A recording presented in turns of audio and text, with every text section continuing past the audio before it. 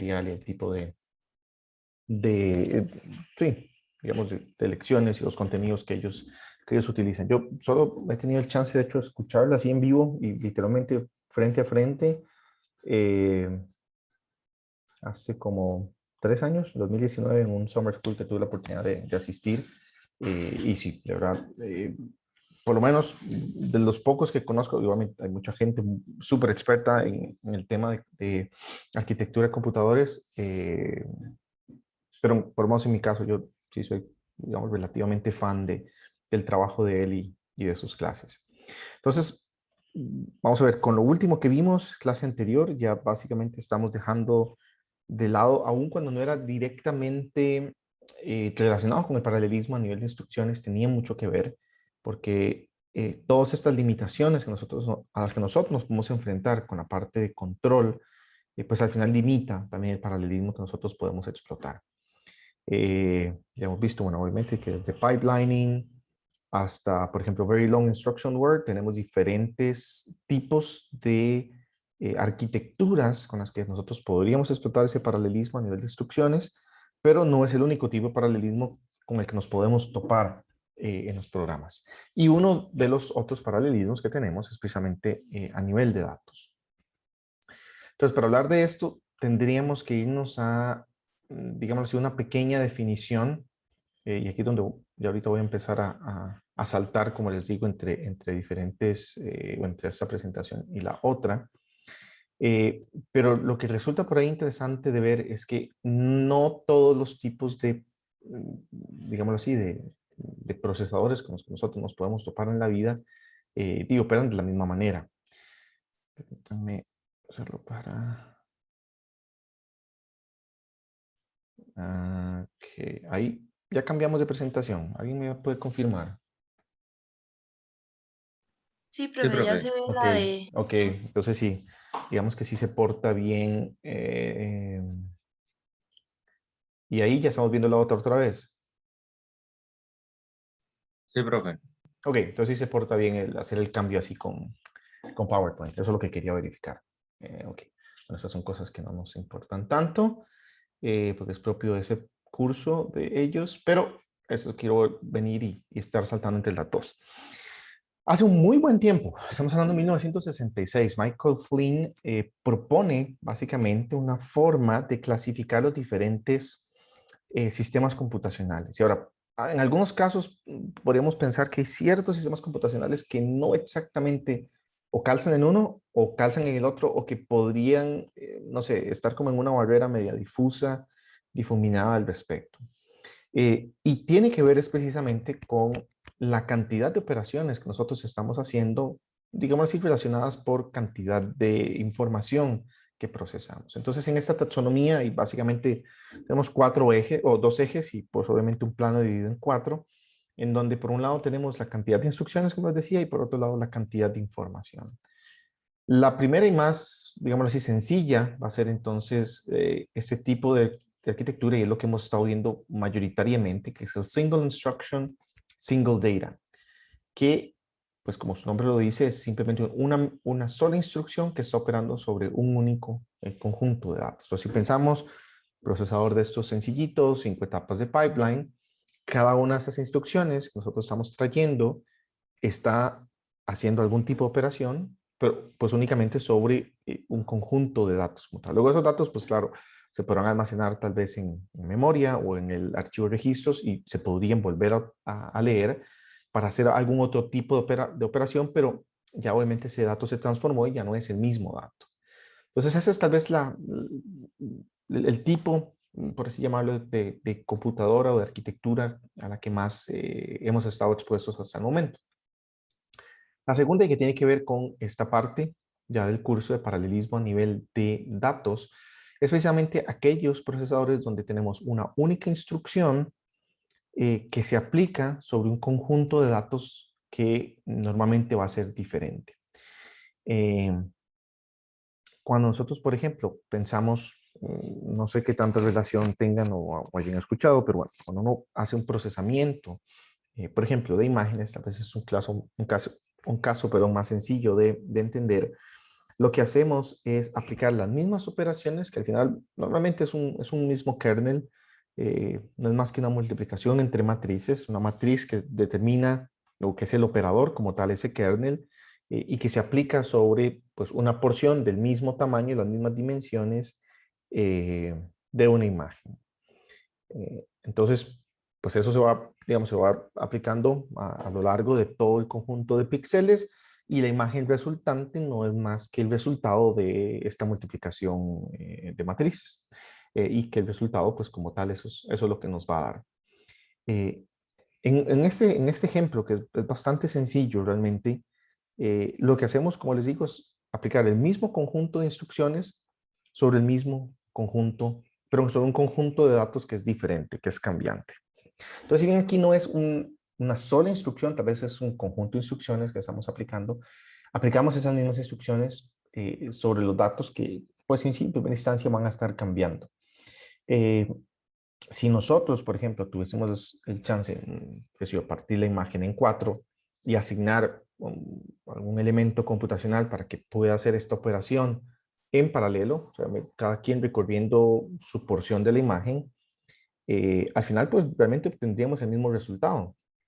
Porque en primera instancia, bueno, no tenemos una dependencia, por ejemplo, entre el resultado de la iteración anterior en el resultado de la iteración actual.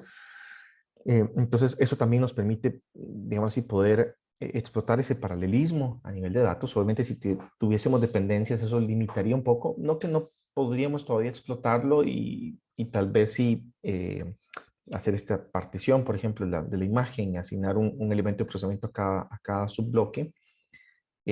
Obviamente lo haría un poquito más complejo, pero podríamos siempre tener ese tipo de configuración.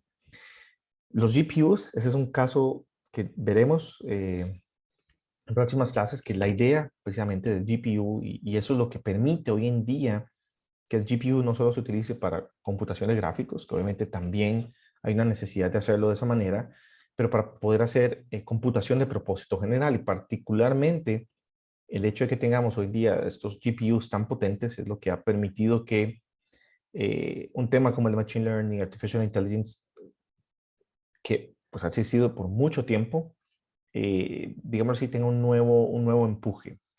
Por ejemplo, el primer paper o uno de los primeros papers de John LeCun, que es un profesor de la Universidad de Nueva York y bueno, es el jefe, por así decirlo, de esa parte de Artificial Intelligence en Facebook. El primer paper que hablaba de estas redes convolucionales neuronales, que tal vez han escuchado por ahí, que ya es digamos como que una de las formas en las que migran las redes neuronales tradicionales, por así decirlo, de multilayer perceptron. Es un paper de finales de los 80, principios de los 90. O sea, estamos hablando que es algo de más o menos 30 años. Pero que, si vamos a las capacidades computacionales que teníamos en aquel entonces, no era que no se pudiera computar, sí, pero obviamente tal vez a la tasa de procesamiento que uno quisiera, tal vez no. Y eso, que aquel paper en aquel entonces era para reconocimiento de handwriting, de escritura a mano. Y creo, ahorita tendría que revisar, pero el set de datos, realmente las imágenes son pequeñas. O sea, no es algo que pase de más de 50 por 50 píxeles, si recuerdo. Entonces son imágenes pequeñas, aún así. Sin hablar, por ejemplo, lo que ya hoy en día se hace, que bueno, ya tiene tal vez como unos 10 años o más, que existe este conjunto de imágenes bastante grande que se llama ImageNet, creo. Bueno, el set de imágenes se llama diferente, pero ImageNet es como la idea del tipo de redes para hacer el reconocimiento, la clasificación de esas categorías. Y bueno, muchas diferentes topologías se siguen proponiendo hoy en día que han ido aumentando significativamente la precisión de la clasificación para este conjunto de imágenes, para este set en particular. Eh, y que por otro lado también son cada vez más ligeras en los recursos computacionales que requieren. Eh, entonces, el hecho, y ese es el punto al que quería llegar, de tener GPUs hoy en día y que tengan esa tasa de procesamiento tan alta y que precisamente la naturaleza de estas aplicaciones sea que al final lo que estás aplicando es un montón de multiplicaciones de matrices y que tradicionalmente son pues, algo, digamos así, relativamente fácil de paralelizar de esa perspectiva, que estás aplicando un mismo conjunto de instrucciones, para un bloque de información que es diferente, permite aprovechar este tipo de estructuras para ese tipo de código y se convierte realmente en uno de estos tipos de, eh, digamos, de paralelismo y, llamémoslo así, de arquitecturas en las que podemos explotar este tipo de paralelismo. Ahora, no solo en un GPU vamos a tener o vamos a poder explotar este paralelismo a nivel de instrucciones o tener este tipo de arquitectura o noción SIMD. Vamos a ver, y es parte de lo que les mencionaba, que va a ser esta segunda medio proyecto tarea o laboratorio que ustedes van a hacer, el hecho de que hay procesadores de propósito general que tienen extensiones al set de instrucciones como tal y que permiten hacer operaciones de este tipo. Entonces, de lo que vamos a ver ahora, van a haber cosas parecidas en las que uno va a poder traer datos, ponerlos básicamente en vectores y que se operen como vectores.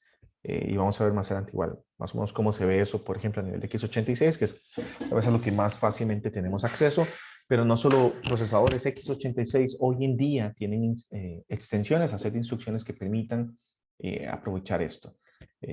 ARM los tiene con una parte que se llama Neon, la descripción de RISC-V también lo tiene, que es, bueno, un poquito ahorita lo que vamos a ver. No estoy seguro si ya hay, digamos así, una primera versión ya en firme, y realmente tendría que revisar, o que ya se haya implementado, pero me parece haber leído por ahí algunas noticias de que ya había una gente con implementaciones de RISC-V o con esta extensión de la parte vectorial de RISC-V. Que eso es lo que también vuelve muy interesante toda la historia de RISC-V, que nosotros podemos tener o que como se trata de un set de instrucciones modular, uno podría tener básicamente un core del procesador y agregar los módulos que realmente necesita de acuerdo al tipo de aplicaciones que uno quiere ejecutar. Estos dos tal vez son los primeros a nivel de la cantidad de instrucciones. Otros, pues obviamente implicarán los otros cambios, ¿no? Al tener múltiples instrucciones aplicadas sobre un mismo elemento de datos.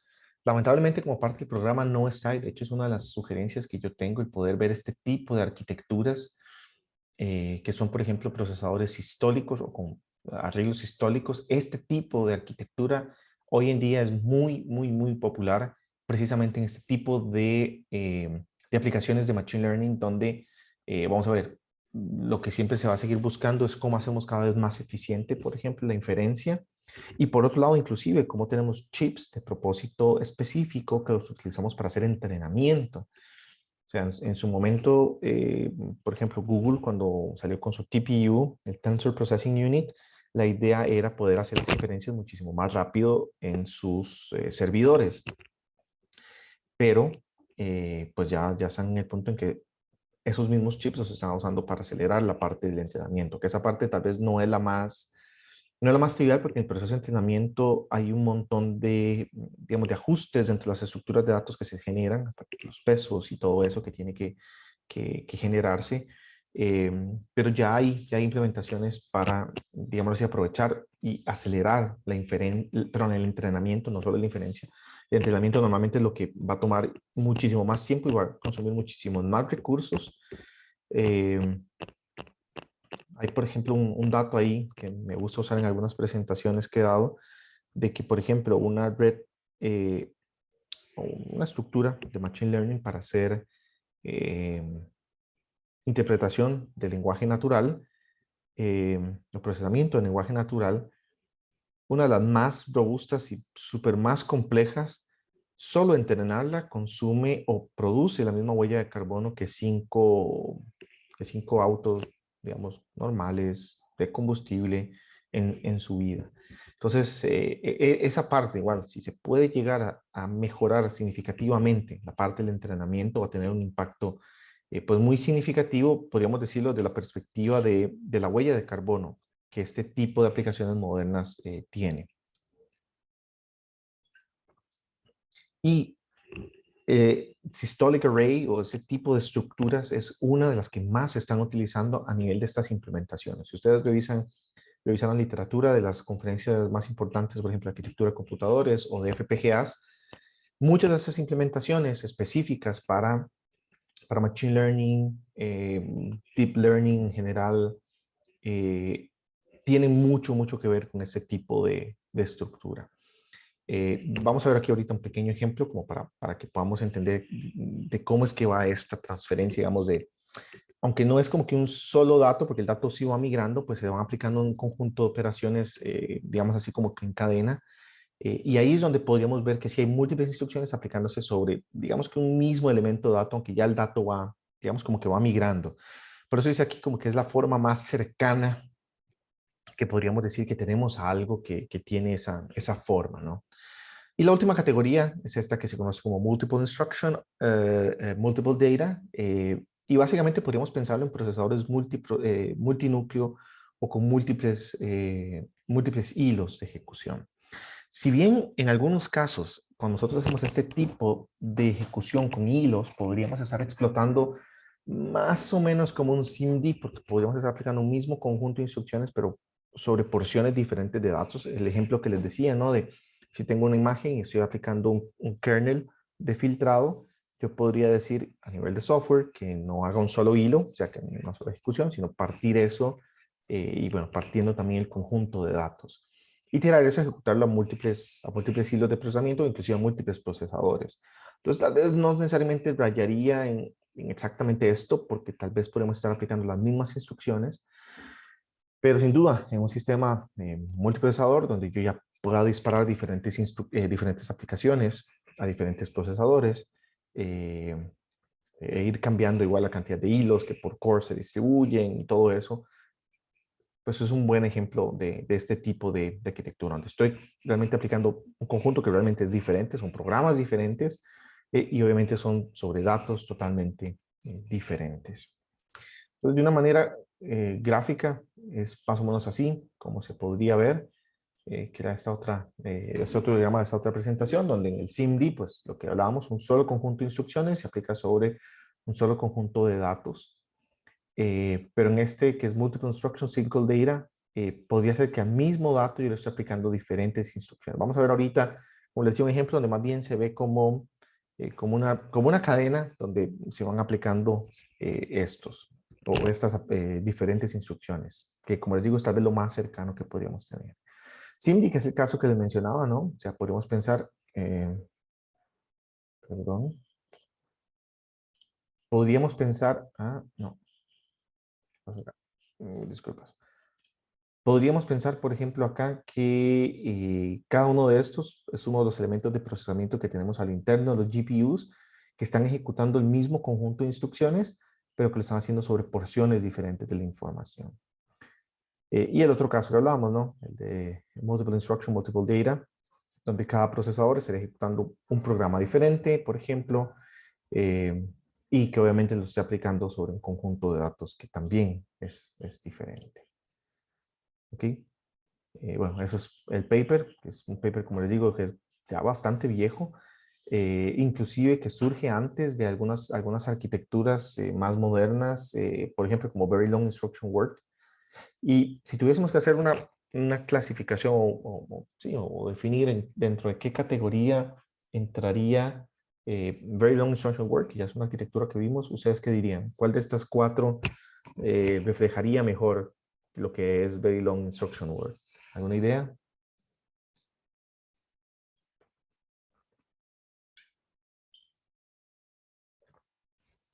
El último. No necesariamente, es medio truculento. Una buena, eh, em, no sé, idea o suposición, pero vamos a ver, de hecho ahorita con un ejemplo, que realmente un Very Long Instruction Word, la instrucción como tal es una, aun cuando realmente la instrucción está operando sobre diferentes partes, pero la instrucción como tal es una sola gran instrucción eh, donde sí estamos explotando realmente el paradigma a nivel de instrucciones. Recordemos que la idea es que el compilador nos va a ayudar a determinar, bueno, en qué orden yo puedo reacomodar el código y entonces tener mi issue, digamos, de instrucciones lo más lleno posible, obviamente respetando todo el tema de las dependencias, pero en sí realmente sigue siendo un procesador que únicamente, vamos a ver, está trabajando sobre una instrucción. Entonces es un poquillo truculento. Esta imagen, de hecho, es de ese paper de Mike Flynn, que, como les decía, es lo que quizás se parece más hacia lo que hoy tenemos como un arreglo sistólico, y donde la noción, obviamente, es que hay una fuente de datos, hay una unidad de ejecución que va recibiendo, obviamente, un conjunto de instrucciones, y que, si ustedes ven, obviamente entra un dato, se aplica una instrucción y sale el dato, pero obviamente ese dato ya no es un dato, digamos, puro. El hecho es que el dato no se está trayendo ahora de memoria, sino que ese resultado de una vez se pasa a alguna otra unidad de ejecución, o normalmente lo que vamos a encontrar como este término es o una unidad funcional o un elemento de procesamiento, functional unit o processing element, y por lo tanto es un dato ahí como derivado, ¿no? Que ahora viene, llega a la unidad y se le siguen ejecutando diferentes instrucciones, pero que ahora sí siguen, o que en efecto son diferentes instrucciones aquí en cadena, hasta que se vuelva a almacenar. Esto, lo que les decía, tiene una estructura muy similar a un arreglo sistólico. Como les digo, lamentablemente no es parte del curso y es una de mis propuestas, más que todo porque ese tipo de arquitecturas de arreglos históricos tienen mucho que ver con las arquitecturas que hoy en día se están desarrollando para este tipo de aplicaciones de Machine Learning. Precisamente porque mucha esta información, pues no es necesario computar algo y guardarlo en memoria, porque realmente hay que aplicar un montón de ejecuciones más. Entonces, cada una de estas unidades funcionales en cadena podría ir aplicando parte de esas instrucciones o esas operaciones que tienen que ejecutarse. Y este, por ejemplo, es como lo que aquí representaba en este paper, Michael Flynn, al respecto de arquitectura SIMD, donde acá sí tendríamos una única instrucción, o sea, la misma instrucción que viene a las unidades funcionales, pero del almacenamiento, que en este caso es obviamente la memoria, sí vienen datos que son diferentes. Una nota interesante ahorita, bueno, viendo estos diagramas. En su momento, de estos papers, obviamente todos esos diagramas se hacían a mano. Entonces era un trabajo bastante laborioso. Cuando yo llegué al grupo de investigación en donde estaba en Alemania, había una señora ya bastante mayor que ya estaba a punto de pensionarse, que en su momento ella había sido contratada para eso, o sea, para hacer dibujos en papers. Obviamente, con el cambio de tecnologías y demás, y realmente no sé qué hacía esa señora al final. Ya era una señora mayor, o sea, estamos hablando de, no sé, casi que, diría que en ese momento como unos 63, 64, pero que en su momento, y ese era su rol, o su contrato, digamos, en la universidad, era para hacer este tipo de diagramas en publicaciones. Entonces, no sé, se vuelve como interesante saber de que había gente que literalmente le pagaban para dibujar este tipo de cosas en ese tipo de tiempo, ¿no? Donde obviamente no había las capacidades computacionales para tal vez hacerlo tan fácilmente. Y esto es muy parecido, que también es un tema que no está tan fuerte, digamos, por lo menos en el programa que tenemos ahorita, arquitectura de computadores, que yo, pues es algo que quiero abogar por meterle más fuerza, y por eso quiero verlo un poquito por encima, es que esto tiene más la forma de un procesador en arreglo. Eh, ya les digo, también tiene mucho que ver, obviamente, con GPU. Un GPU es un caso de arquitectura SIMD, pero tal vez si lo vemos de una manera un poco más genérica, un array processor es más o menos lo que se vería de esta manera. ¿Ok? Y pues bueno, vamos a tratar, como les digo, de estar saltando entre estas dos presentaciones para ver un poquito de conceptos de procesadores vectoriales, enfocado también con la parte de RISC-V, que es parte de lo que está en el libro de Hennessy Patterson, y un poco también del contenido de esta presentación al respecto de esas arquitecturas.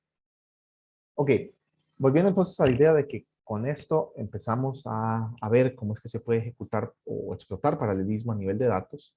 Aquí hablaríamos de que el paralelismo a nivel de datos ocurre cuando tenemos esta concurrencia, tenemos esta forma de poder aplicar una misma operación sobre diferentes estructuras de datos. Y por lo tanto, Single Instruction Multiple Data es quien, digamos, mejor va a ilustrar, o aquellas arquitecturas que caigan dentro de esta categoría, que mejor va a ilustrar ese tipo eh, digamos así, de forma de explotar el paralelismo. Y bueno, un ejemplo que pone aquí es, por ejemplo, el producto punto de dos vectores. O sea, normalmente lo que vamos a hacer es aplicar la misma operación en primera instancia sobre dos vectores diferentes, Em, y aun cuando sigue siendo la misma operación, porque esa no va a cambiar, lo que sí va a estar cambiando evidentemente son los datos, los valores que esos dos vectores puedan traer.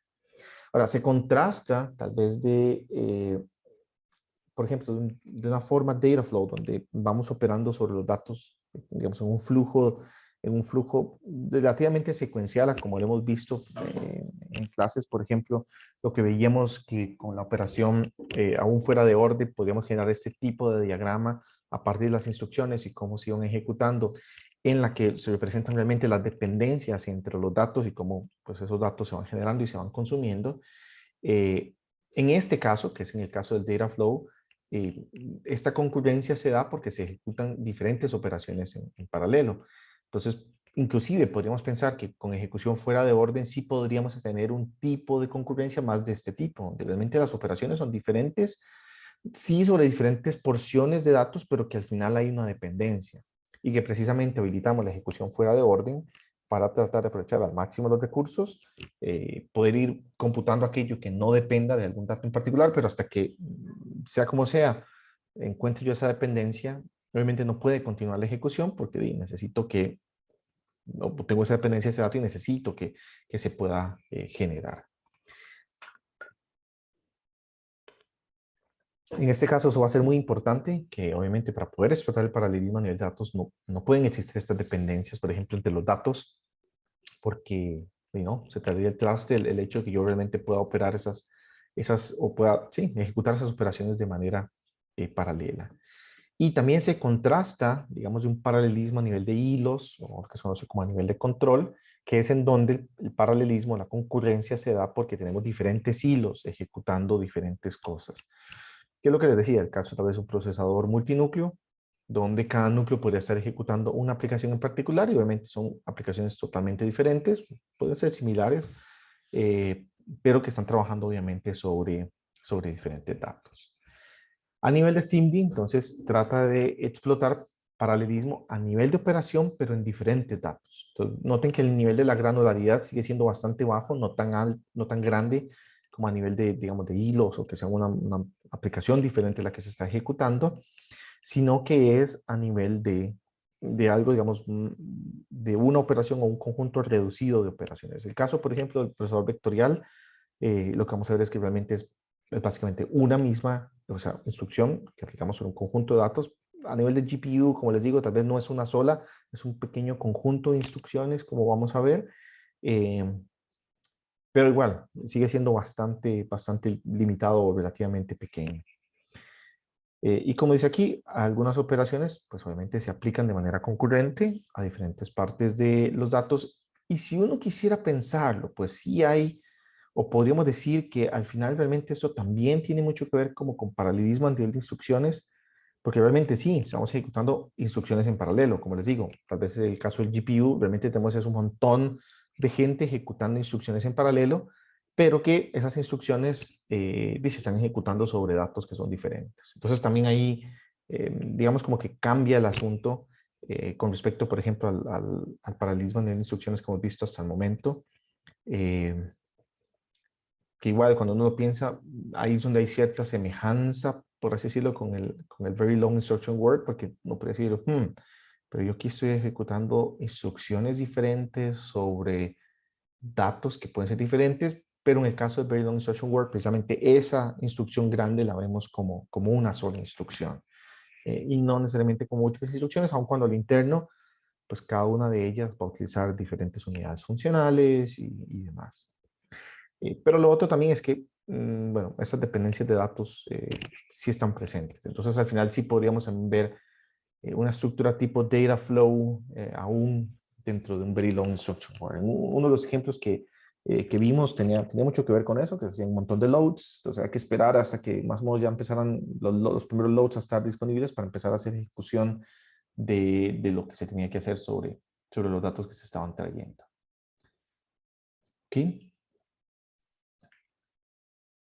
Ahora entonces con SIMD Processing, la idea es precisamente una única instrucción operando sobre múltiples elementos de datos y eso se puede dar desde dos perspectivas. Se podría ver desde la perspectiva del tiempo, eh, y también del espacio, o sea, de cuándo estoy operando yo eso y en qué momento lo estoy haciendo. Y aquí vamos a ver un ejemplo que está bastante interesante y que precisamente compara entre dos tipos de arquitecturas, este de tipo array y este tipo vectorial, y que tal vez va, no sé, tal vez a reflejar un poco mejor cuál es la diferencia entre ellos. ¿De qué va a depender esto? Va a depender, bueno, obvio de que tengamos múltiples unidades de procesamiento. Ese término, eh, digamos que es tal vez el término moderno que más se usa, quizás, a veces cuando hablamos de unidades funcionales pensamos más en, digamos, un sumador, un multiplicador o algo así. Cuando hablamos de un elemento de procesamiento ya usualmente va a ser algo un poquito más complejo. Por ejemplo, hay ciertas arquitecturas, o una especie de arquitectura pseudo configurable que se conoce como Coarse Grained Reconfigurable Array.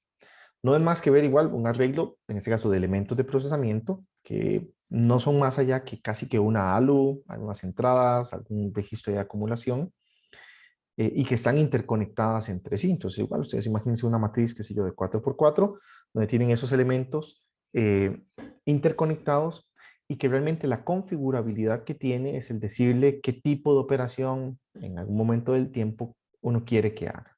Entonces, alguno puede ser una suma, alguno puede ser una multiplicación, de manera que, bueno, el resultado de esta multiplicación y el de esta suma entren a otro elemento de procesamiento y demás.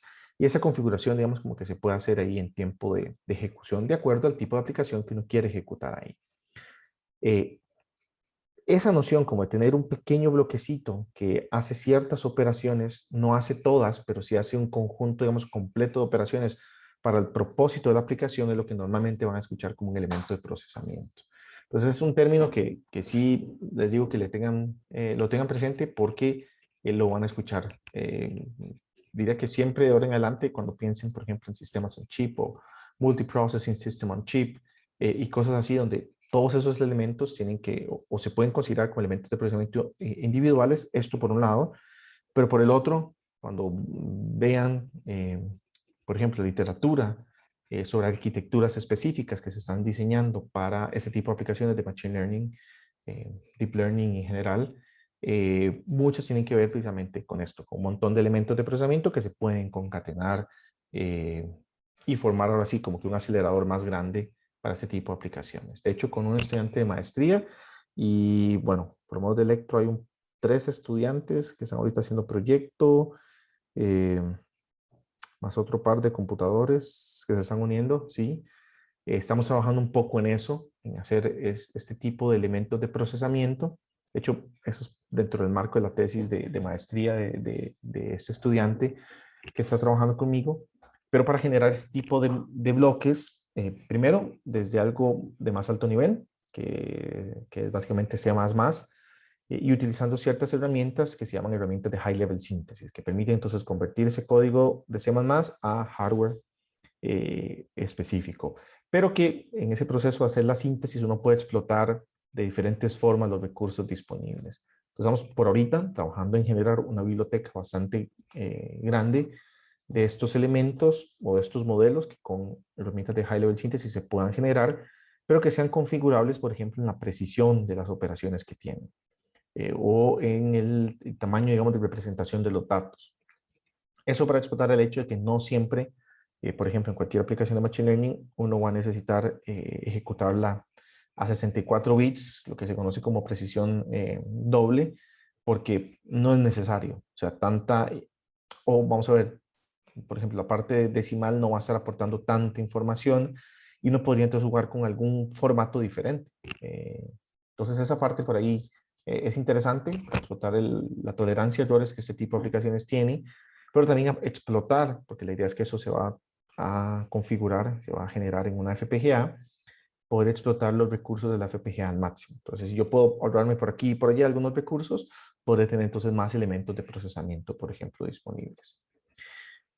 Eso para, digamos, traer un preámbulo de que estos elementos o estas unidades de ejecución van a ser importantes y que dependiendo del tipo de unidades de ejecución y si esas unidades pueden ejecutar diferentes operaciones o no solamente uno, esto también puede incidir en la forma en la que este paralelismo, ese single instruction, multiple data, se pueda explotar, ya sea en tiempo o ya sea en el espacio.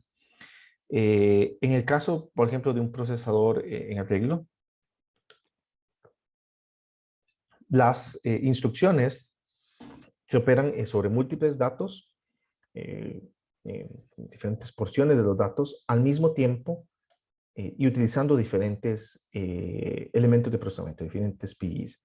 En el caso del procesador vectorial, las instrucciones operan sobre múltiples datos, múltiples elementos de los datos, pero en pasos consecutivos. Vamos a ver que tiene como que una forma muy parecida como al pipelining que vimos, eh, pero utiliza básicamente los mismos o el mismo PI para el mismo tipo de operación. En el caso del procesador vectorial, estamos partiendo de que cada PI tiene la capacidad de ejecutar, digamos así, todas las instrucciones que necesite, pero en este caso, eh, el procesador, digamos, vectorial no lo puede hacer así.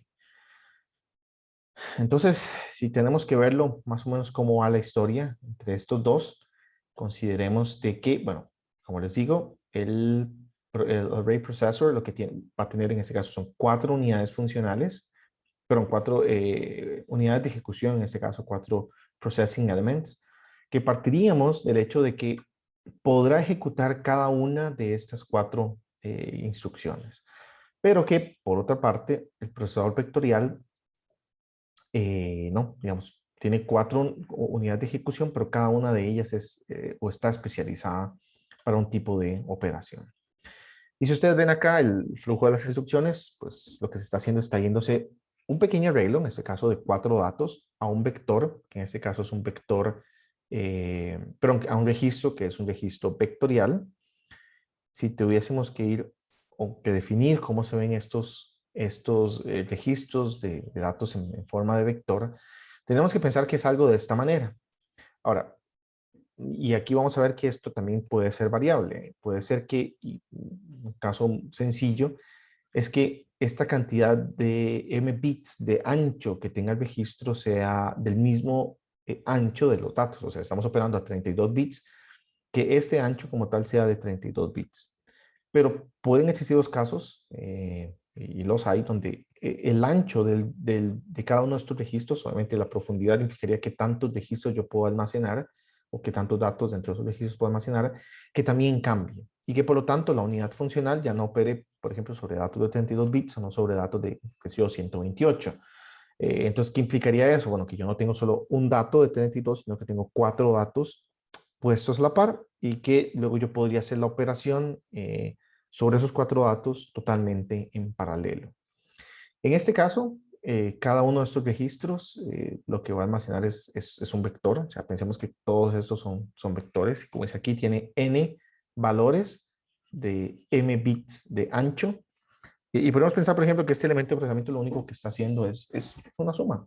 Entonces va a estar trayendo cada ciclo de reloj de este vector, va a tener un dato de este vector, va a aplicarle la suma y lo va a guardar en un vector de destino. Como les digo, podría ser el caso donde el ancho de cada una de estas entradas sea más grande que solo un dato y que por lo tanto el elemento de procesamiento produzca entonces, por ejemplo, 4 sumas eh, por tiempo o por ciclo de reloj.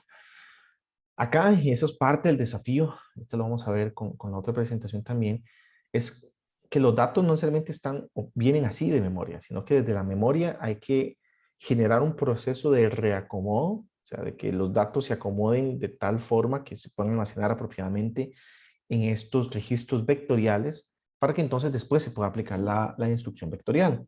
De hecho, eso es parte de lo que ustedes van a explorar con este otro proyecto laboratorio que les digo, donde van a tener que modificar el código precisamente para decirle, hey, ahora conviértase en, o vaya, traiga estos datos que no necesariamente están juntos, y también ese es un desafío, que no necesariamente están continuos en memoria, muy probablemente sí, pero no tenemos garantía.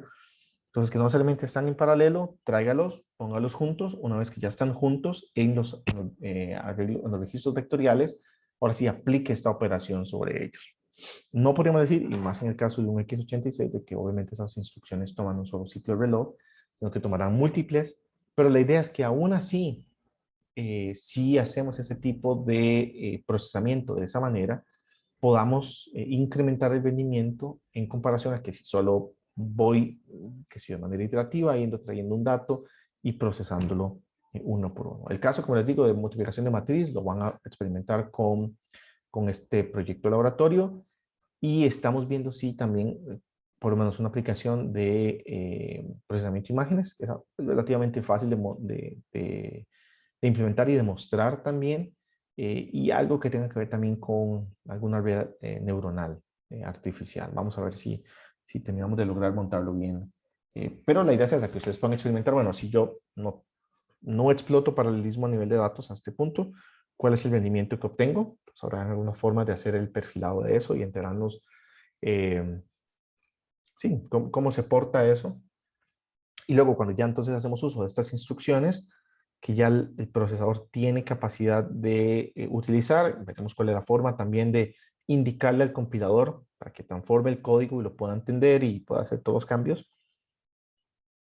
Y entonces después que se pueda ejecutar así y, bueno, revisar también, bueno, cuál es el efecto entonces de poder utilizar estas extensiones del set de instrucciones.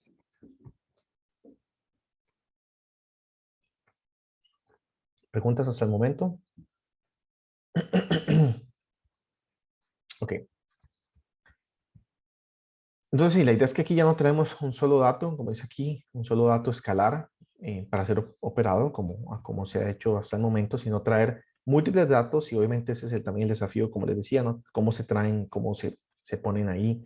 eh, no es algo gratuito, no es como que siempre los tenemos ahí, pero que la idea es que ya una vez que están ahí, yo sé que tengo que aplicar es la misma operación sobre esos datos. Volviendo a este punto, entonces estamos partiendo de que estos 4 datos se están trayendo a un arreglo vectorial, pero a un registro vectorial, que esos datos, cada uno de ellos, de manera individual, de manera independiente, se le va a estar entonces sumando un valor, en este caso un valor de 1, que esa es la segunda instrucción. En la tercera, estaremos haciendo una multiplicación de ese dato o de cada uno de esos datos que están en este registro vectorial.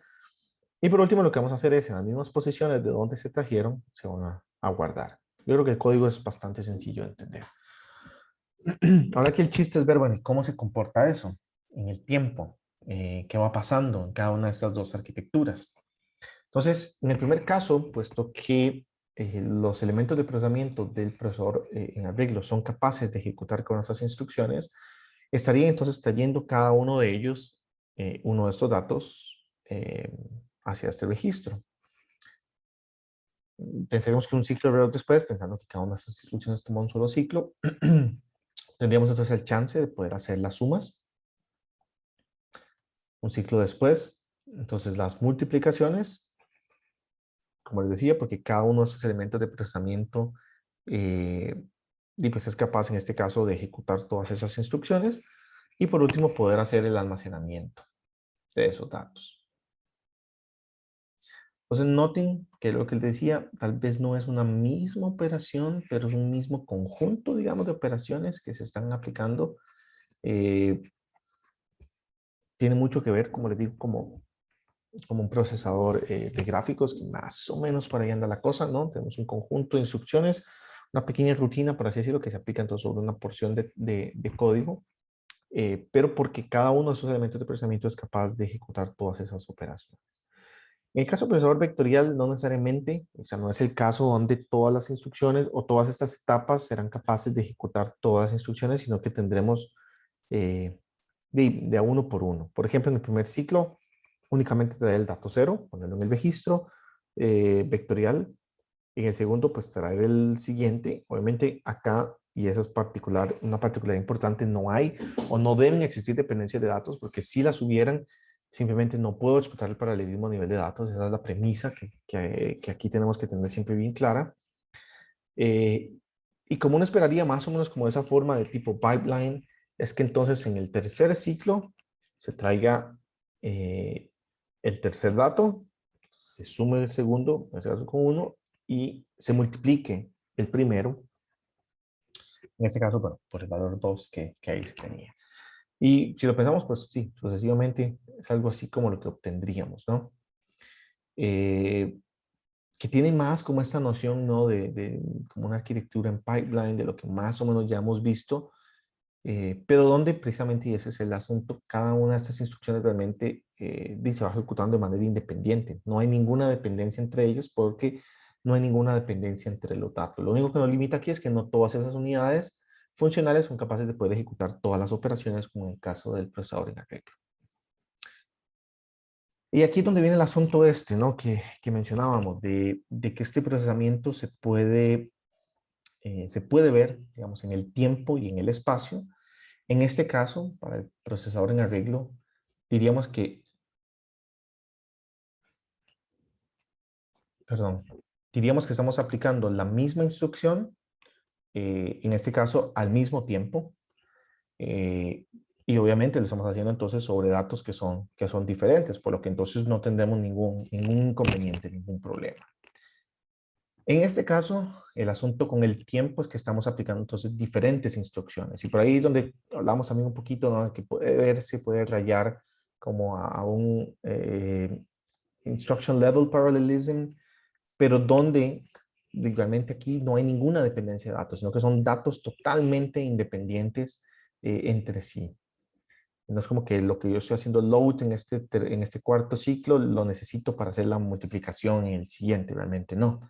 Entonces, eso lo tenemos, digamos, salvado de que no tenemos que hacerlo.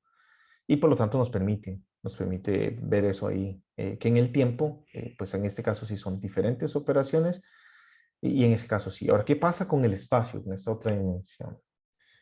Pues en el caso de un procesador en arreglo, estaremos diciendo que dentro de un mismo espacio, o sea, dentro de un mismo elemento de procesamiento, estamos ejecutando diferentes operaciones, puesto que todas las operaciones como tal son diferentes. Entonces, sencillo. La ventaja acá es que o que el elemento de procesamiento es capaz de poderlo soportar. Mientras que en este otro caso tenemos que es la misma operación aplicada en el mismo espacio. O sea, cada uno de estos elementos o unidades funcionales en este caso tiene más la carga de una unidad funcional que el elemento de procesamiento. Estamos ejecutando únicamente una misma instrucción. Entonces por ahí es interesante ver, ¿no? Lo que hablamos a este punto de que tenemos como que esa dualidad tiempo-espacio y que precisamente este tipo de operaciones, single instruction, multiple data, las podemos ver tanto en el tiempo como en el espacio, y con este ejemplo yo creo que es como lo más claro que lo podríamos ver.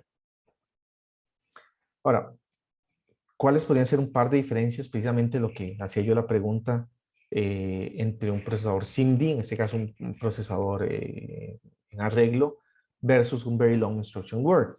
En el caso del Very Long Instruction Word tenemos múltiples operaciones independientes que están empaquetadas como una sola. Esa es como la idea. Claro está que si tenemos, digamos, elementos de procesamiento eh, independientes, pero a diferencia en este caso del procesador en arreglo, que es lo que estamos viendo aquí, noten que o al mismo tiempo estamos aplicando la misma operación, que eso es lo que digamos, vimos que es una particularidad acá.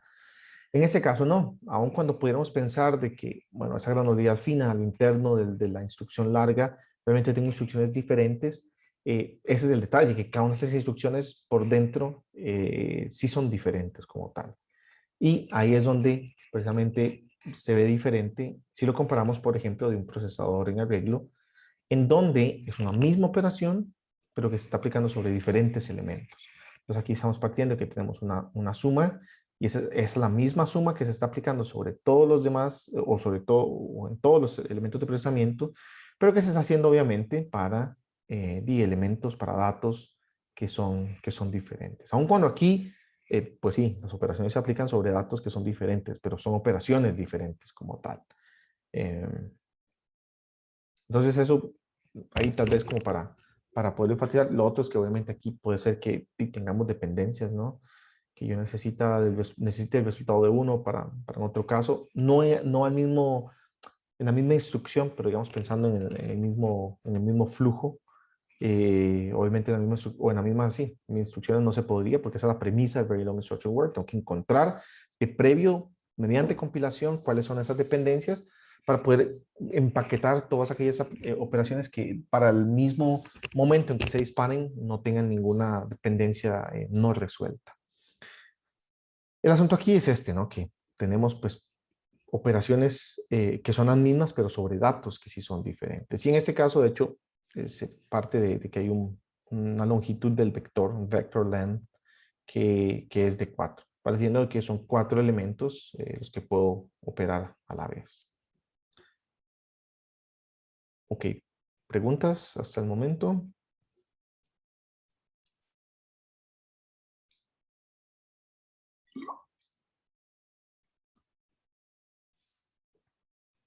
No, profe. Sí. ¿Sí? Ok, No, que listo. no hay preguntas, pues. Adelante, pura vida. Ok, entonces volviendo a esta otra, bueno, algunas cosillas a diferencia, ¿no? También de lo que hablábamos de Single Instruction Multiple Data, eh, que no son necesariamente, vamos a ver, computaciones a nivel de matrices, vamos a ver que hay otras, pero muchas, vamos a ver, o poder explotar este tipo de operaciones tiene mucho que ver también con computación científica y como les decía, también el tipo de aplicaciones que hoy en día tenemos, muchas orientadas a multimedia, imagen, sonido y machine learning son las que han propiciado que pues ya desde hace un buen tiempo obviamente arquitecturas como o implementaciones como las de Intel, hayan ido adoptando esas extensiones. Ahí el problema con las arquitecturas de Intel y con la necesidad de tener compatibilidad hacia atrás es que las arquitecturas de Intel se vuelven una amalgama ahí extraña en donde cada extensión se le va metiendo a todos los procesadores o digamos a todos los de alta gama. Realmente no todo procesador va a tener las extensiones, por ejemplo, estas multimedia, MMX o esas SIMD que vamos a ver en próximas clases, eh, pero en su gran mayoría sí. Y bueno, vamos a ver cómo podemos darnos cuenta cuáles sí tenemos. Obviamente vamos a tratar de que utilicen las más sencillas en esta asignación.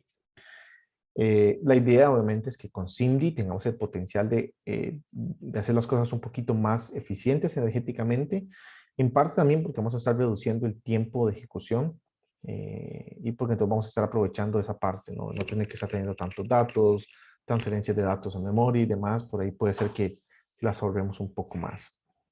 Y la mayor ventaja en este caso con SIMD es que el programador continúa pensando de manera secuencial, pero luego trata de aprovechar el paralelismo aplicando precisamente esas instrucciones paralelas que se pueden aprovechar. O, por ejemplo, en el caso de un GPU, pues sí, hay que darle ciertas indicaciones y hay que cambiar un poco la compilación y demás, pero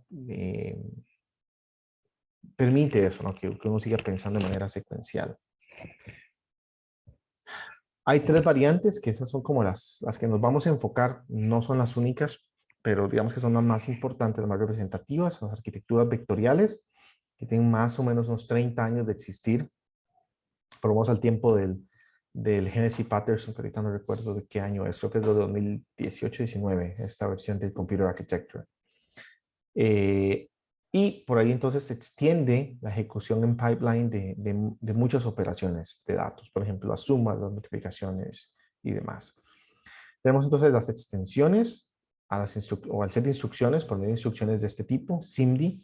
Estas son básicamente las más tradicionales que vamos a ver un poquito en la clase y de las que queremos que ustedes puedan explotar, que tienen que ver con extensiones para multimedia, para streaming, SIMD extensions y esas advanced vector extensions, que yo creería que la mayoría de procesadores relativamente nuevos ya pueden encontrar hasta de 128 o hasta de 512, básicamente indicando la cantidad de información que se podía de manera así vectorial ejecutar a la vez. Y luego lo que hablábamos, ¿no? De los aceleradores gráficos y desde la perspectiva que un GPU hoy en día no es solo para gráficos.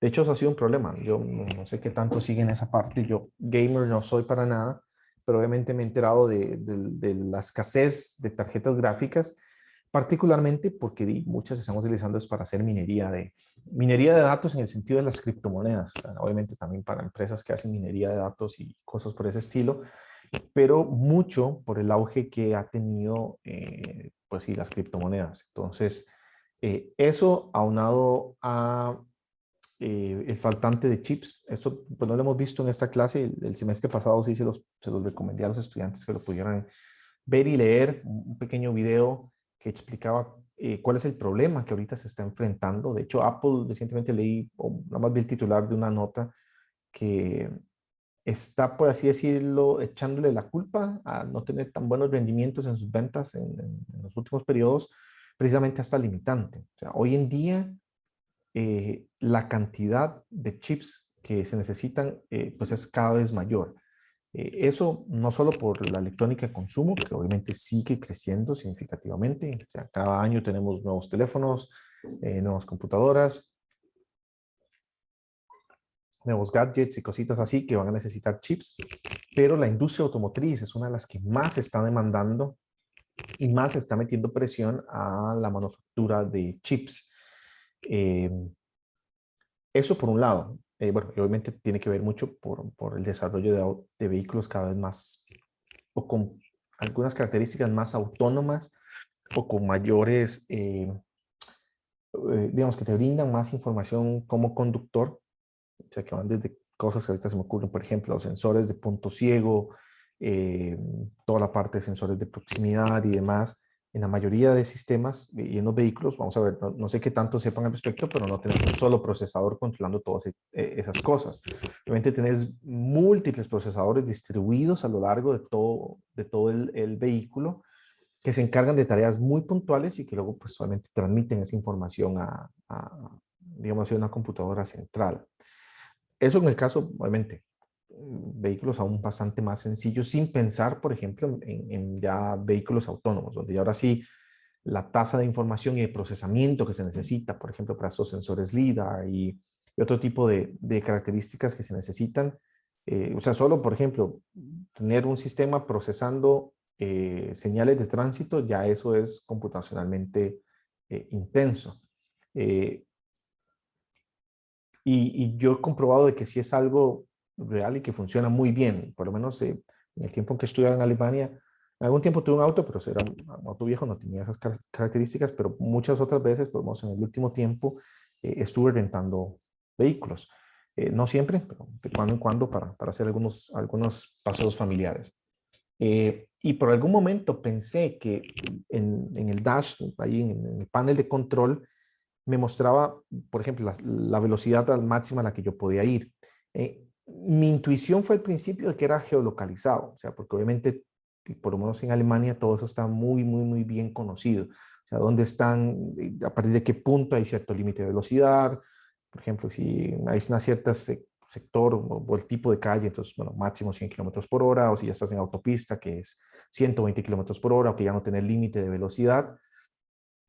Pero esos puntos son muy conocidos, pero ya una vez entrando vehículo y pasando por una parte de una autopista donde había construcción, obviamente esos son señalizaciones temporales. Entonces están ahí puestas en la carretera, que si yo, que en este sector puedes ir hasta 50, este otro sector puedes ir a 80. Y realmente sí, tenés cámaras que están, obviamente la altura, la forma del símbolo y todo eso son estándares que existen. De hecho, por lo menos el estándar que sigue en Alemania, hay un dataset ahí bastante conocido que es precisamente para jugar con ese tipo de algoritmos de reconocimiento y clasificación de señales de tránsito, en este caso las alemanas. Eh, pues sí, sí funcionaba muy bien, porque en el momento en que de verdad pasábamos la señalización que decía, ok, ahora puedes ir a 80, en el indicador me decía a 80, o si habían trabajos en la vía, me lo indicaba también por la otra señalización. Entonces, ya solo tener un vehículo que todavía no es autónomo 100%, o sea, te está brindando cierta información, pero no es un auto que está manejándose solo, eh, mete una gran presión en la necesidad de tener cada vez más chips a disposición. Y eso, por lo menos en el caso igual, volviendo de los procesadores gráficos, es algo que por ahí se ha experimentado. Ha hecho que entonces han subido muchísimo de precio, que la disponibilidad es muy baja, que fabricantes como Nvidia traten entonces de producir ciertas tarjetas con procesadores gráficos que no se puedan utilizar para minería, pero obviamente es el clásico de decirle a un niño que no para que sí lo haga y entonces obviamente siempre le están encontrando la puerta trasera, creería que en su mayoría, a estas plataformas para poder utilizarlas, por ejemplo, para hacer minería para criptomonedas y cosas por el estilo. Entonces, eso es algo muy, muy interesante. De hecho, vamos a ver, parte de la crisis de chips, por así llamarlo, que ahora pues todo es crisis, obviamente la crisis de contenedores es otro problema seriosísimo. Si no se han enterado, igual eso es bastante interesante y no sé de qué manera nos va a afectar. Yo creo que todavía no nos ha afectado tan fuerte, pero puede ser que sea un problema que nos va a estallar en la cara. A Estados Unidos ya está subiendo la inflación como tal vez nunca había pasado, precisamente porque hay escasez de ciertas cosas. Eh, y obviamente pareciera que muchas no van a llegar porque, digo, hay materia prima que viene de China que no ha llegado por estos problemas. Aparte también de todo el tema de que los cargueros estos son terriblemente contaminantes, pero eso le está metiendo mucha presión a la industria, aunado también con lo del coronavirus, y eso es lo que está haciendo, por ejemplo, que empresas fuertes como Intel, bueno, en parte, creería que también eso es respuesta, volvieron a abrir operaciones de manufactura aquí en Costa Rica. No hacen manufactura per se, sino que es mucho de, viene el silicio, se hace el empaquetado, se hace todo el testing y luego de aquí se mandan al resto del mundo. Que eso es mucho lo que ya en el pasado se hacía aquí en Costa Rica. Pero también que Intel está invirtiendo en hacer nuevas plantas, por ejemplo en Europa, no depender de que todas sus plantas estén en Asia, e inclusive TSMC, que es la manufacturadora más grande de todas, por encima de Samsung, por encima de Intel, esté haciendo también planes de plantas en Japón. Es una empresa taiwanesa, entonces si saben ahí la parte geopolítica es compleja de Taiwán y China. Planta en Japón, plantas en Europa también, y una planta, igual, una inversión súper grande, donde ya, o muy cerca, en Chandler, Arizona, donde Intel ya también tiene plantas. Bueno, creo que también Intel está metiendo todavía más plata ahí, precisamente para no depender de que toda la manufactura de chips esté de aquel lado del mundo, sino que también aquí tenga o haya una mayor presencia. Entonces, son apuestas muy interesantes, y que se esperaría que obviamente ya esa presión se pueda liberar un poco de la parte de la manufactura de chips. Y bueno, lo quería comentar por si no lo han seguido, busquen noticias al respecto, es algo interesante, es algo muy relacionado a, sí, a esta área. Eh, la demanda de chips va a seguir creciendo, cada vez vamos a necesitar sistemas más inteligentes, o vamos a querer sistemas más inteligentes y pues eso le mete presión precisamente a los grandes competidores. Muy bien. En el caso entonces de una arquitectura vectorial, y vamos a hacer como una pequeña introducción a cómo es que se ve esto.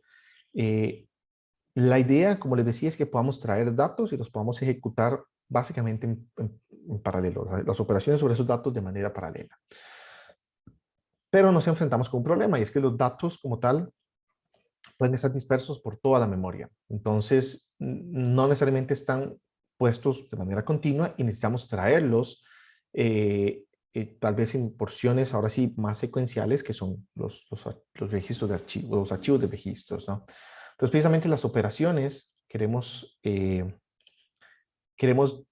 aplicarlas precisamente sobre esos registros. Como veíamos en el slide hace un poco, la idea es traer entonces todos esos datos y ponerlos dentro de este arreglo. Pero lo que les decía, bueno, tanto los datos no necesariamente están de forma continua, y tenemos que traerlos, ponerlos de forma continua, pero también los resultados muy probablemente a la hora de devolverlos a memoria no van a estar tampoco de una manera continua. La mejor forma, de hecho, de aprovechar una arquitectura vectorial es precisamente garantizando que como programador yo permito que los datos estén en memoria de la manera más continua posible y de la forma en que yo los voy a necesitar para evitarme este tipo de problemas. Y la idea entonces es que una sola instrucción opera sobre un vector de datos. Como les digo, este vector puede ser, digamos así, del ancho de un único dato o de múltiples datos, lo cual obviamente resulta en operaciones registro a registro que son aplicadas sobre elementos independientes. Y esa siempre va a ser la idea, ¿no? Esos datos que estamos trayendo no presentan ninguna dependencia entre sí y por lo tanto los podemos operar de manera paralela. Esto es información que está como les decía, en Patterson y Hennessy, pero en Hennessy y Patterson, en el Computer Architecture, y precisamente tiene que ver con, hasta en ese entonces, por lo menos lo que se estaba trabajando a nivel de la arquitectura RISC-V de 64 bits, con la extensión particularmente vectorial. Como les digo, tal vez tendría que revisar, creo que ya hay implementaciones y que ya, digamos, este estándar ya está, digamos, como que en fijo. Porque, bueno, RISC-V es una arquitectura que está evolucionando. Entonces, eso es algo muy particular. El asunto aquí es que, por ejemplo, los vectores o los registros de vectores pueden tener de 32 a 64 bits de ancho. Y por lo tanto, para poder manejar todos esos datos de la mejor manera posible, necesitamos una cantidad significativa de puertos para poder traer esos datos a esos registros. En este caso, pensando en que hay hasta 16 puertos de lectura, 8 puertos de escritura y parte de una unidad funcional que es totalmente vectorizada. Y es más o menos lo que por acá tenemos. O sea, podemos tener obviamente siempre las unidades tradicionales dentro de la estructura de ejecución, pero, por ejemplo, unidades punto flotante también que van a estar, obviamente, en pipeline y que pueden entonces ejecutar este tipo de operaciones sobre un múltiple conjunto de datos. Obviamente, pues tiene que haber algún tipo de control para la parte de manejos estructurales y demás. Tiene que existir una unidad que se encargue precisamente de traer esos datos de memoria, digamos que reacomodarlos y poderlos poner en los registros y de igual manera poderlos, digamos así, sacar, ¿no? Obviamente, pues los resultados pueden venir y volverse a poner en estos registros vectoriales y esta unidad pues poderse encargar de, digamos, distribuirlos de vuelta hacia la memoria. Claro está, tiene que también seguir considerando registros escalares. En muchos casos, por ejemplo, lo que podemos estar aplicando es sobre estos vectores, nada más la multiplicación por un valor en específico. Eso pasa pues muy normalmente en el caso de aplicaciones de, por ejemplo, de redes neuronales, donde lo que hacemos es para un mismo dato aplicarle una multiplicación por un mismo peso. Entonces, todo eso también va a ser necesario. Y por lo menos dentro del estándar, así es más o menos como dentro del estándar, digo yo, de RISC-V, es la forma en la que esas instrucciones se están escribiendo. Por ejemplo, si se trata de operaciones que son de un vector con un vector, de un vector con algún valor escalar o de un valor escalar con algún vector.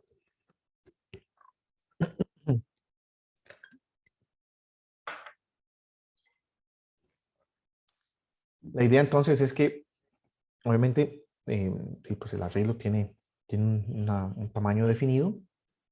Entonces podríamos pensar en que se podrían, y esa es otra cosa, ¿no? Tal vez ese no lo mencioné permítanme ir acá.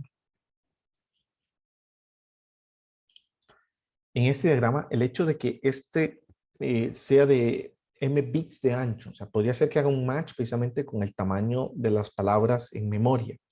Pero también podríamos pensar que esos datos en memoria no necesariamente representan datos siempre de 32 bits. O sea, podríamos pensar que son datos, por ejemplo, de 8 bits. O sea, que yo lo que tengo son, en cada byte tengo un dato en particular almacenado que es con el que yo quiero trabajar. Y yo podría tener entonces, en lugar de un solo dato de 32, son 4 datos de 8. Y cuando yo aplico la operación, realmente la estoy aplicando es sobre 4 datos como tal, no sobre un único dato. Entonces, eso tal vez como para relacionarlo con esto que tenemos acá, que es que en estos vectores yo puedo acomodar datos de diferentes tamaños. Yo podría tener, por ejemplo, 32 elementos de 64 bits, 128 de 16 o 156 de 8 bits. Y eso lo que me va a permitir es precisamente que yo pueda, dependiendo, no todos los datos yo necesito representarlos con 32 o 64 bits, dependiendo de lo que yo esté haciendo, es que entonces yo pueda aprovechar de una mejor manera el hardware que yo tengo. Y eso es particularmente útil para, por ejemplo, aplicaciones multimedia. O sea, cuando ustedes están procesando valores de píxel, eso se representa con 8 bits. Entonces no necesitamos un tamaño tan significativamente grande. O en algunas aplicaciones científicas donde también el rango de los datos está bastante restringido, es bastante conocido y por lo tanto esto nos permitiría aprovechar aún más la arquitectura.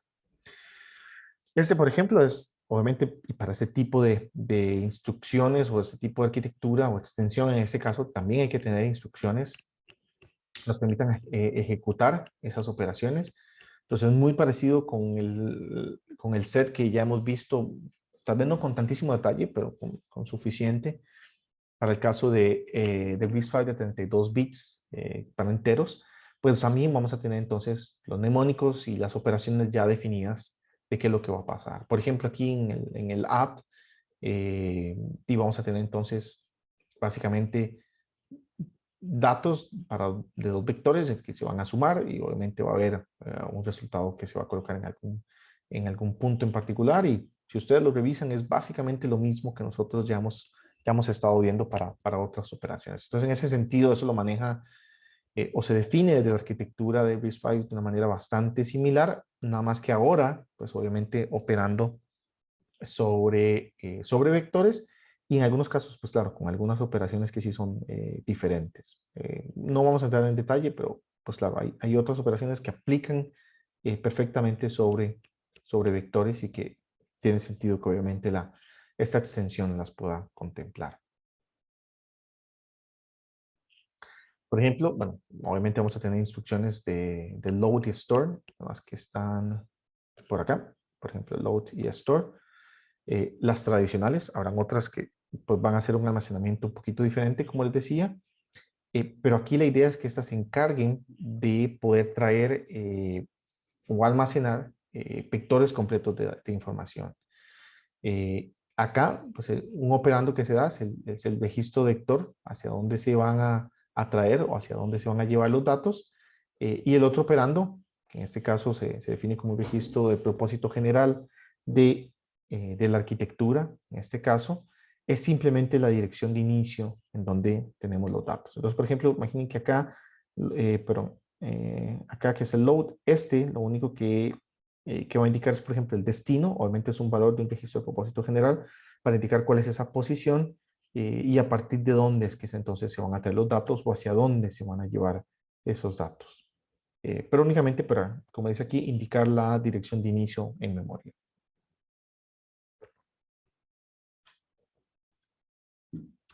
Como dice acá, una vez que entonces esos datos se tienen dentro de los registros vectoriales, entonces se puede aplicar las operaciones sobre los elementos, obviamente de diferentes formas, eh, dependiendo del tipo obviamente de operación, incluyendo la operación eh, de manera simultánea sobre múltiples elementos. Lo que les decía, ¿no? Si yo, por ejemplo, estoy almacenando 256 elementos de 8 bits, muy probablemente, dependiendo el ancho que tiene esa unidad funcional, yo podría estar operando sobre múltiples de estos datos a la vez. Y por ahí la flexibilidad, digamos, que presenta esta extensión para RISC-V le permite entonces tener diseños que puedan ejecutar, digamos, de una manera más lenta, pero sobre datos más, digamos, y más anchos, con más información, y tratando de alcanzar un mayor rendimiento a un menor consumo de potencia. ¿Sí? Ese es un pequeño ejemplo que aparece ahí mismo en el libro, en Hennessy Patterson. Aquí básicamente lo que está haciendo es una multiplicación de un par de datos. Bueno, es multiplicación más, digamos, acumulamiento, realmente es eso. Y en este caso, como dice, asuma que bueno, se tienen los datos X e Y y que tienen 32 elementos, empezando por las direcciones de X e Y que están en X5 y X6 respectivamente. Entonces, hay un par de ejemplos acá. Bueno, y estos también para datos flotantes. Entonces, si tuviésemos que hacer un código ahí sencillito a nivel de RISC-V, obviamente lo que vamos a tener que empezar a hacer es ir trayendo todos estos elementos, aplicando las multiplicaciones y las sumas correspondientes. Entonces, por ejemplo, bueno, y obviamente aquí está haciendo loads y stores de datos de punto flotante, igual haciendo multiplicaciones y sumas de datos de punto flotante.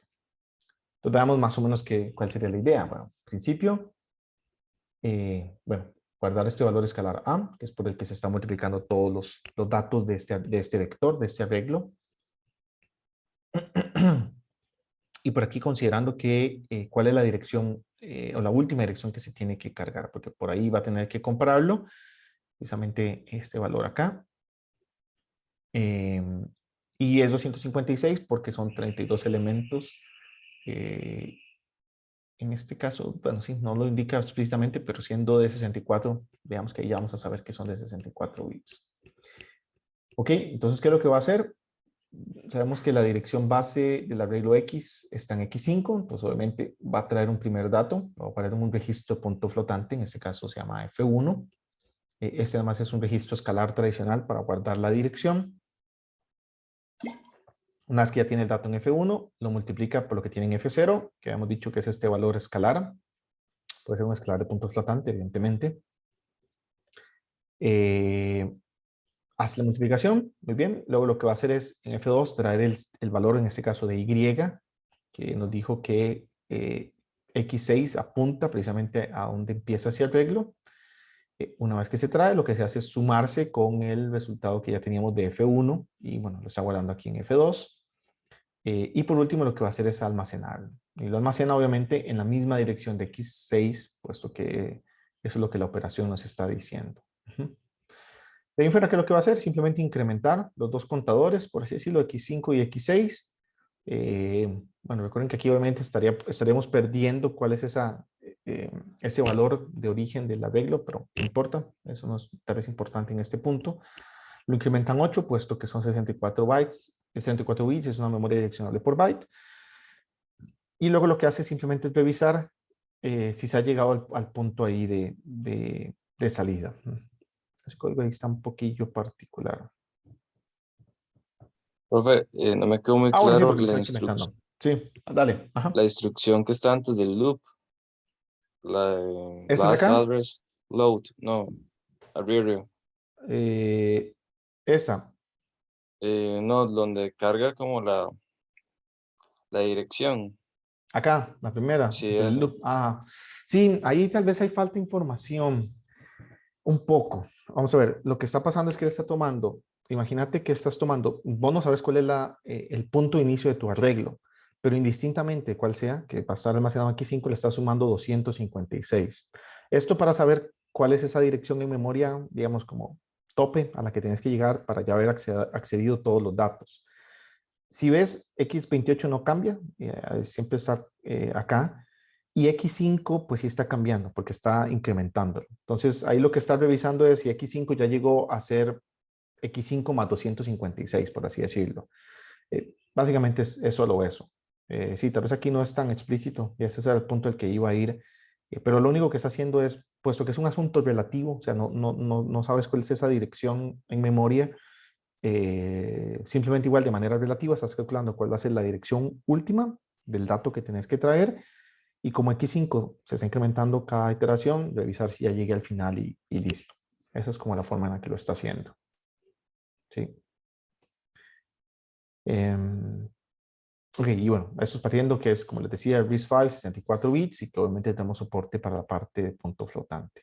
Ahora, obviamente aquí las cosas cambian porque, bueno, y estamos partiendo que obviamente los datos están como que muy bien alineaditos, eh, porque simplemente lo que hacemos es, a partir de una dirección de origen, bueno, en ambos casos, lo que estamos haciendo es trayendo todos los datos. Idealmente, como les digo, estamos partiendo de que ahí están muy bien organizaditos y que los podemos traer fácilmente o que tenemos un mecanismo por debajo que se va a encargar de traducir todas esas direcciones y de traerlas.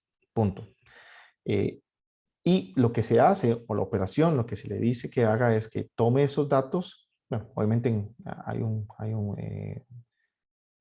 registro escalar, en este caso, de punto flotante, donde se carga A, pero noten que aquí directamente le decimos, vean, usted ya trajo con este vector load todo este vector, aplíquele esta multiplicación escalar y guárdelo en V1. Forma similar, lo que hacemos es con esta dirección de inicio, traer todo este arreglo. Pensemos que igual por debajo habrá forma en la que va a resolver cómo traerlos todos y guardarlos en este vector V2 y luego simplemente toma V1, que ya es X multiplicado por A, lo suma con el V2, lo pone en 3 y luego simplemente parte de que, bueno, esta es la misma dirección de destino o el punto inicial de destino y que va a tomar todo ese vector y lo va a devolver a memoria. Eh, Entonces, obviamente aquí un asunto de que bueno, por debajo tienen que estar pasando muchas cosas para que esos datos se puedan traer, se puedan poner en el vector y demás.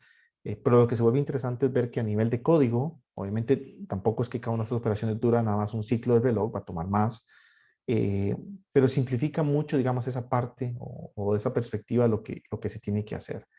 Entonces, es un pequeño ejemplo como para que ustedes puedan ver que en el primer caso es algo que es iterativo, lo normal que ya conocemos, y en este caso, pues no, nada más hay que asegurarse que se pueden traer todos los datos y que luego sobre todos esos datos se aplica la misma operación, puesto que no hay ninguna dependencia por ahí entre ellos. Entonces, ¿cómo funciona un procesador? Perdón. A ver si. Un chance.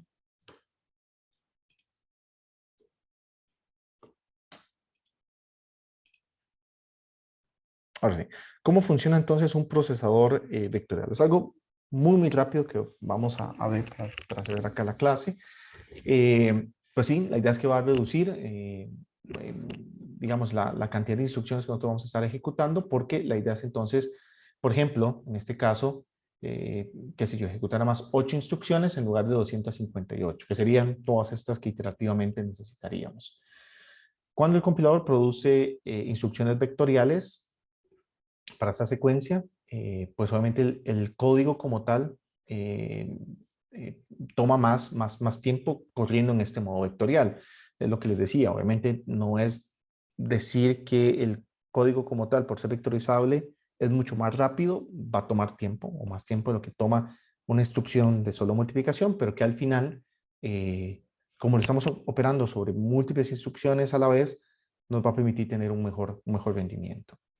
Y algo particular es que bueno, los lazos se pueden vectorizar cuando precisamente no hay esas dependencias entre las iteraciones, que normalmente, y creo que ahorita no recuerdo en qué parte de las presentaciones lo hemos visto, pero vimos que había esta limitante cuando hacíamos, por ejemplo, el loop unrolling, y que nos limitaba el nivel, digamos, de qué tanto unrolling podíamos hacer. Y cuando hay esas dependencias, son estas que se llaman loop carried dependencies, que no se pueden tratar de resolver. En este caso, el procesador vectorial, cada instrucción vectorial va a estar, digamos así, aplicándose sobre el primer elemento de cada vector y luego subsecuentemente por todos los demás elementos, puesto que también es una estructura de pipeline. Entonces va empezando, digo, obviamente, pensamos que si la unidad de multiplicación está dividida en 8 etapas, entonces obviamente va trayendo todos esos datos y los va operando. Con la ventaja de que como no existe esta dependencia de datos, en ningún momento vas a tener un stall o algo por el estilo para meterlos. Únicamente se necesita un stall eh, al puro inicio, básicamente, que es cuando se arranca con el primer instrucción vectorial, perdón, en lugar de por cada uno de los elementos que vienen en el vector. En algunos casos, pues sí, hay arquitecturas vectoriales que pueden tener algún tipo de, digamos, de forwarding, cuando hay algún tipo de dependencia entre elementos, pero por modo que nos va a interesar más es esta noción de que no existe esta dependencia, y cuando hay estas dependencias, como para tratar de aprovechar aún más las unidades funcionales, por ejemplo, que dependiendo de las instrucciones, por ejemplo, como en este caso, aplico multiplicación y luego aplico suma, entonces poder también ir haciendo la suma casi que en paralelo. Si es que ya teníamos, por ejemplo, antes todos los datos cargados en este caso. El tiempo de ejecución en un procesador vectorial va a depender de diferentes aspectos, de qué tan grandes sean los vectores y por lo tanto también de cuántas unidades funcionales vectoriales tenemos a disposición. Obviamente pueden existir riesgos estructurales y tiene que existir la forma de evitarlos. Si es que, por ejemplo, que un par de instrucciones vectoriales traten de ejecutarse al mismo tiempo. Y cuando se pueden, digamos, aglutinar varias de esas, se le conoce con ese término de convoy. Y un convoy, pues, se puede ejecutar siempre y cuando no exista ningún tipo de hazard estructural. Más o menos como lo que les decía, ¿no? Hago una multiplicación y luego una suma, entonces son unidades diferentes, podría entonces hacerlas, o básicamente concatenarlas o encadenarlas en ese sentido. Porque de otra forma, si no, entonces es necesario serializar la ejecución. Y el asunto de las dependencias de datos. La idea es que precisamente no exista ninguna de ellas. Si es que yo necesito guardar un valor en registro antes de poderlo utilizar, obviamente ahí sí voy a tener algún tipo de dependencia. Entonces tengo que garantizar que primero todas las secuencias donde hay precisamente escrituras y lecturas, o donde existan estas dependencias, se puedan satisfacer, ya se puedan haber actualizado esos datos en los registros antes de que obviamente se puedan utilizar nuevamente. Y claro está, es posible hacer un tipo de forwarding entre unidades funcionales, más o menos lo que les decía, ¿no? De que si ya el resultado está de la multiplicación por un escalar, hacer entonces la suma vectorial. Y eso por ahí, pues obviamente también es posible. En este caso, y obviamente también eso es una dependencia que todavía no hemos hablado, es, bueno, tal vez con tanto detalle, y es esto de qué tantas unidades vectoriales nosotros tenemos. Lo que tenemos son múltiples unidades en paralelo o solamente, o líneas, por así decirlo, o solamente tenemos una, que es como en estos dos casos, ¿no? En el primero solamente tenemos, digamos que un solo pipeline, entonces solamente podemos ir completando una instrucción por ciclo de reloj, o en esta, donde podemos pensar que son múltiples pipelines o múltiples líneas, y podríamos estar ejecutando múltiples operaciones por ciclo de reloj. En este caso, por ejemplo, 4. Sin mencionar el hecho, lo que les decía, que pueden ser que estos datos no necesariamente yo necesite que sean los 32 o los 64 bits, sino que dentro de esos 32 podría tener 4 bytes que se están operando. Habrá que indicarle de alguna forma, por ejemplo, al elemento de operación, en este caso, por ejemplo, la suma, que obviamente no puede utilizar el acarreo entre esos porque el tamaño del dato es diferente, pero al no presentar dependencias entre los datos, poder generar los resultados en paralelo. Como, bueno, como una buena arquitectura en pipeline también, hay ciertas limitaciones, o sea, hay un cierto startup time hasta que podamos llenar, por ejemplo, el pipeline. Todas esas estructuras también van a tener pipeline a lo interno, entonces eso, pues obviamente tiene su tiempo y hay una latencia ahí hasta que el pipeline esté lleno, como para que igual alcancemos el máximo de capacidades. Sabiendo que, digamos, en este caso sí, si estamos operando sobre múltiples datos o una muy buena cantidad, en este caso que el vector sea suficientemente grande, que en ningún momento tendríamos por operación que aplicar, por ejemplo, algún stall, más allá de este stall que al inicio se necesita insertar para poder operar sobre todos esos datos. Y lo que les decía, ¿no? Que todas las unidades funcionales presentan pipeline. Entonces, podrían tener ese pipelines, por ejemplo, hasta 6 ciclos de reloj para suma puntos flotantes, 7 para la multiplicación, 20 para hacer una división de punto flotante o hasta 12 para hacer un load del vector. Entonces, obviamente, como les decía, por ejemplo, si se están haciendo estas multiplicaciones, uno sabe que llegando a un punto, se van a estar realizando a diferentes partes de los datos, pero al fin y al cabo, diferentes multiplicaciones que también se van a estar ejecutando a la vez por pipelining también, porque estamos aprovechando también esa noción en ese sentido, pero como les decía, sabiendo que todas esas multiplicaciones o todas esas sumas que se están operando de esa manera no presentan dependencias de datos entre sí. Ok, y pues como les decía, capítulo 4, y eso es como la primera parte introductoria, tiene toda esta información acerca de procesador vectorial, muy enfocado a la parte precisamente de RISC-V. En la próxima clase vamos a complementar también algunos otros aspectos con la presentación del profesor Onomutlu, también de la parte igual de ejecución y demás, de cómo se ve con ese tipo de arquitecturas.